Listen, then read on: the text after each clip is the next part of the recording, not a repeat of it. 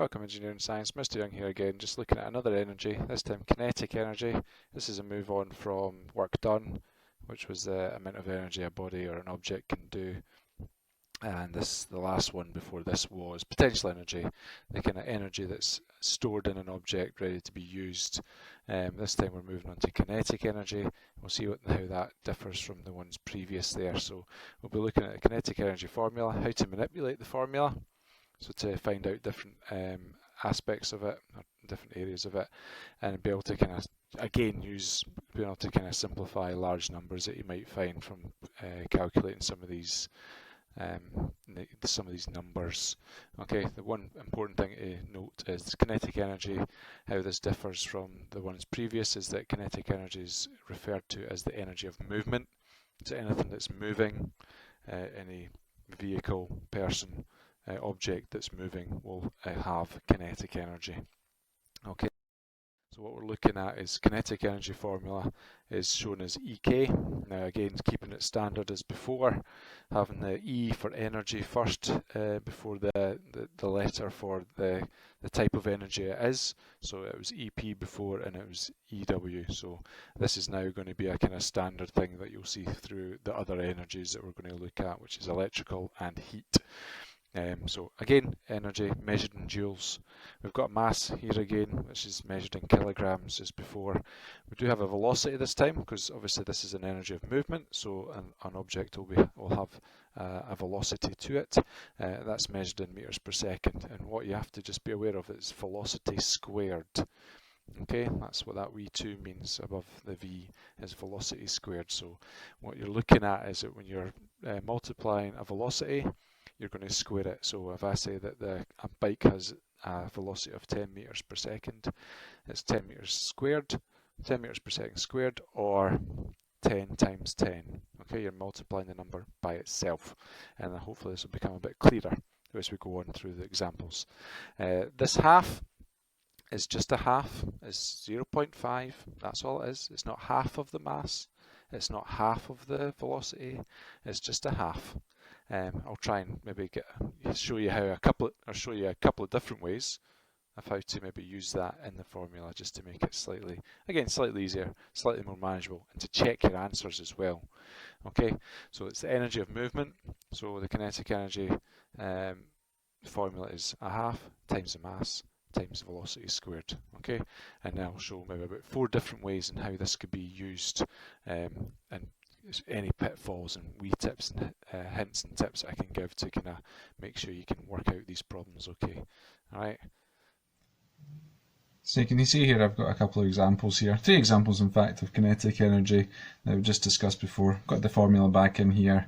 Again, kinetic energy shown as EK, the energy of movement. So again, keeping everything standard with using the E, the capital E first for the energy to represent the energy, and then the small letter to represent what type of energy it is.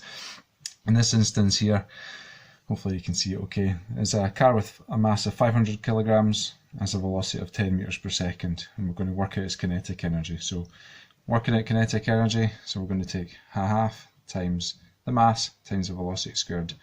Now this is just a half, it's not a half times the mass, it's just a half. Okay, so we'll deal with that as we go along here. And there's a couple of ways actually you can do this. EK equals a half times 500 times 10 squared.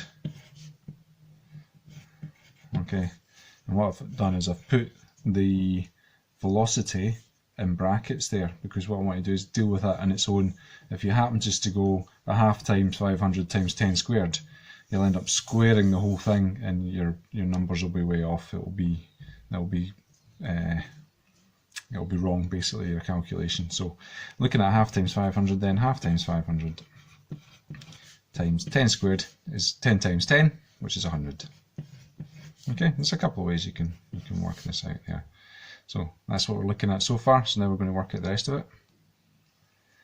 So a way to do this is you can say a half times 500 times 100. So a half times 500 is 250 times 100 is going to give you 25,000.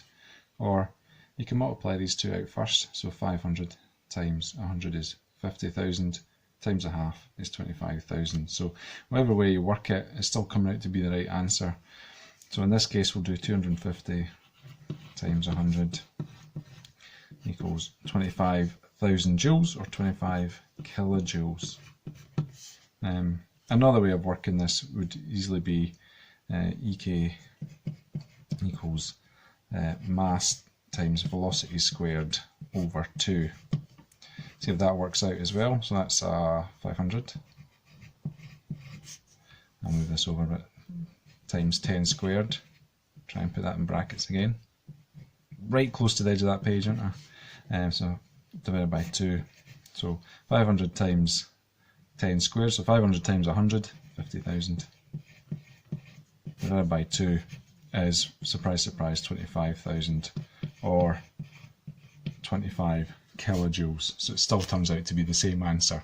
So there's different ways you can work it. And in fact, it'd be good if you, once you've done it, is to check the two different ways, either doing it that way, just to double check your work, even if it's just a quick calculation, or doing it the other way, like doing it the 500 times 100 times a half, and see if you get that same answer. So I've got the answer twice, so I'm quite happy with that actually. For the second one here, we're looking at a donkey this time. It's good that I make all these things up. It takes me ages to think of animals and creatures and that. Let me move this over just a touch here so you can see the question. So it's got a kinetic energy. It's got a velocity.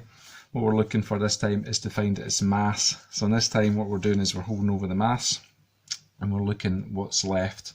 The kinetic energy on top here, and we've got a half and velocity squared down the bottom. So this is going to be, for finding the mass, is equal to EK, kinetic energy, not E Kilbride, is a half times V squared. Okay, because that's on top. Once we take this out, this is what we've got left on the bottom. So it's the kinetic energy divided by this. So we'll equal that. We're going to have the 280 divided by the half times 5 squared. Again, we're going to deal with that on its own, so that's going to be 25. So 280 divided by a half times 25. I know there's not a whole lot right in here, but I'm doing it purposely on wee steps so that you can actually see that, what's happening. A half times 25, 12 and a half. So 280 divided by 12 and a half will give us our answer. So 280 divided by 12.5, and will give us our wee answer here, which will give us an answer of 22.4 kilograms. Remember, it's mass, so kilograms. Make sure you put your units in. So not too bad so far. We've managed to figure out a kinetic energy one. We've managed to figure out what it is with mass. We're looking for the mass of something that has a kinetic energy. Next, what we have to do is look at the velocity. So for the velocity one here, you can see it's attractive this time. It's got a mass of 850 kilograms and it's got a kinetic energy of 1.25 kilojoules. So maybe the first thing we need to do here is figure out what that is in normal joules. So you're times them by 1,000, so 1250 joules. Okay, just multiply that by 1,000 to get your joules.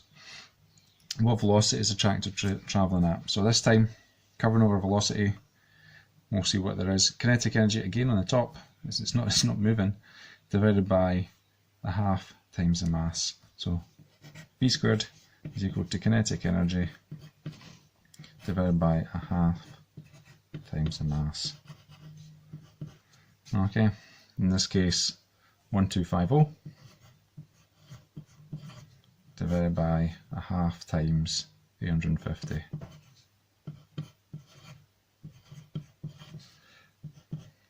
Right, so you can figure that one out now. And that'll be 1250 divided by 425. So it's going to come out to be just under 3 or something, isn't it? Around about 3 here for this first bit here. So we've got here, when you divide 1250 by 425, you've got 2.94. Now that's not the end of it, because what you've got here is that's the V squared. Okay, the velocity squared. We just want the velocity. So to get the velocity, we need to take this squared over the other side. And when we do this, it's actually going to square root it. So to find the velocity on its own, it's 2.94 square rooted, right? It's the square root of this number to find the velocity on its own. So we do that, and that will give us an answer. That will give us an answer of 1.7, actually, 1.71 meters per second. It's a very slow moving tractor. But if you get to this point, and you've done the sum, and you get to this point, remember it's the v squared you've still got there. It's the velocity squared. You just want to find the velocity. You'll probably get a couple marks for this, but if you don't do this last bit, you'll lose out in a mark at least. Okay, one last one. It might throw up every now and then. It might come up here. Is that sometimes you'll be given a question like this. So you've got a distance, and you've got a time here, and you've got a mass. So you've got a mass. You asked for the kinetic energy, but you'll be thinking, well, how do I work this out? Because I don't have a velocity, so to speak. Well, you're right, you don't have a velocity, but what you would have, you've got a distance and time. So actually you can work out the velocity is equal to distance over time. It's a speed equation. I know that some people are going to be saying that's for speed, but you can still use it for this one as well. In this situation, I know that's probably not ideal. 100 meters divided by 5. Okay, we'll give you your velocity in this case here in meters per second, won't it? Which is equal to 20 meters per second. And then from there you can work out the kinetic energy equals half mv squared, mv squared. So half times 85 times 20 squared. So then again we can work this out. And it will give us an answer of 17 kilojoules. Okay, so 4 different ways of working things out. It might be very rarely that you'll get this last one here, but you just have to be aware of that kind of situation maybe cropping up there.